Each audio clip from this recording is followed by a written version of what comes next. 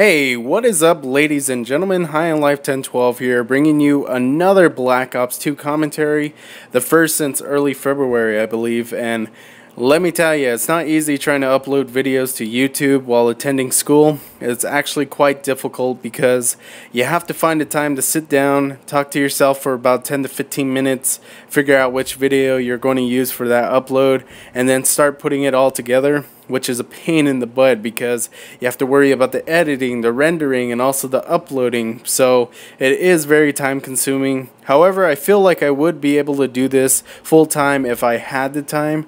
Haha, see what I did there? Nah, I'm just kidding. That was pretty lame.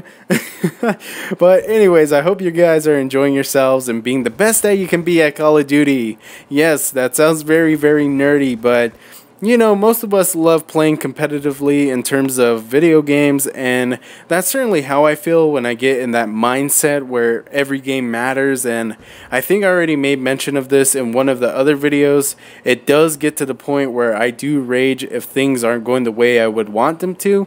And no, that doesn't mean I would throw my TV out of the window, because it would be completely unnecessary and I would have to walk out of an electronics store with nothing but an empty wallet. Anyways, getting back to this gameplay, I want to sort of go over what is happening in this game. This was one of the first demolition games that I played on Black Ops 2, and yes, that was a very long time ago, but I felt this was quite an entertaining video, so I kept it.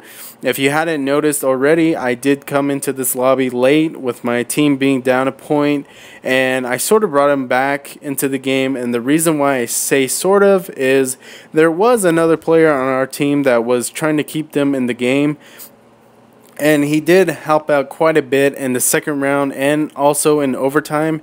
And yes, I know that was a spoiler. We did win the second round and we did go into overtime. But for my setup, I was running the Hellstorm Missile, AGR, and Stealth Chopper for my score streaks, and the gun I was using was the MP7, which, when given the right attachments, it will help you out tremendously, especially in close quarters combat. But aside from that, I would probably recommend going with either an assault rifle or sniper rifle if you are looking for that long range stuff. As you'll notice, I move from place to place throughout this game so that I keep the enemy guessing as to where I am, and also to keep myself ready and alert to wherever the enemy is coming from. Now, I know I am bringing quite a bit of randomness to this video, but one of the things that I was asked to talk about was the matchmaking system in Call of Duty. When it comes to public matches, about half the time I am going at it solo, and the other half, of course, I'm playing with my friends in a party. But when it comes to me playing solo, I am teamed up with other random people, and I'm not saying that I don't enjoy playing with these people, but sometimes their skill set is not as great as some of the friends I have in my parties, and that doesn't mean they suck entirely, but they will eventually get better. But when they do,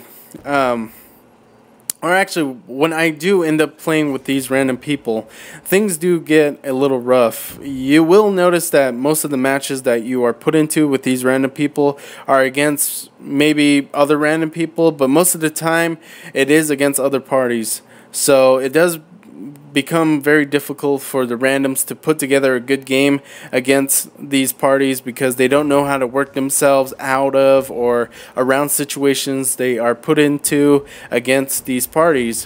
When it comes to game modes such as Capture the Flag or Demolition, you'll definitely see the difference in skill set, because then parties are more likely to spawn trap the randoms as to gain more XP and get higher scores. And if many of you don't know what spawn trapping is, it's sort of a tactic for an opposing team, especially if they are party based, to keep you from playing the objective.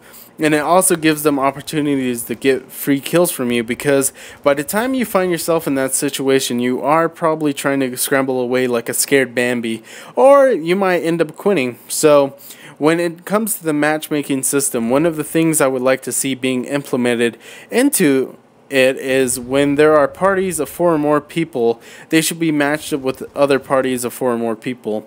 Yes, I know there is mercenary mosh pit for randoms to play against randoms, but I think all public lobbies that are available should be set up in that same fashion.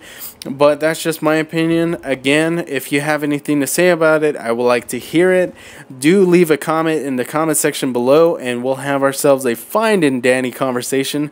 Also, I am looking for suggestions as to what I should talk about in the next upcoming videos, so do leave a suggestion in the comment section below as well. And I hope you guys have a fun weekend. I'll talk to you later, and yeah, that's pretty much it. Peace.